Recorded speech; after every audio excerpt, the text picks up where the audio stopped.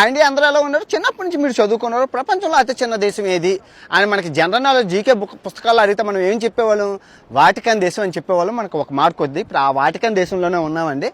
700 జనాభా కలిగిన అతి చిన్న దేశం అనమాట. సో లోపలికి వెళ్దాం. ఆ చిన్న దేశాన్ని అరగంటలో తిరిగేచ్చు, అంత ఇదేం కాదు. సో రోమ్ మహానగరం మధ్యలో ఉంటుంది ఈ చిన్న దేశం.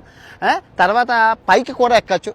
క్రైస్తవ మత అధిపతి అయిన పోపు గారు ఉండే స్థలం అనమాట. లోపల పైన మొత్తం అంతా రౌండ్ వేసేద్దాం. ఓకే, ఉంటుందండి చూడడానికి. సూపర్ ఉంటుంది, రంగురంగులుగా కలర్గా.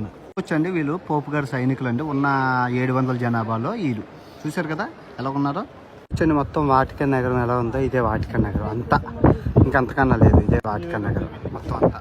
చాలా మందికి తెలియదండి వాటికన్ నగరం పైన ఎలా ఉంటుందని. ఎవరు రారు అనమాట, చాలా కష్టం ఎక్కడం.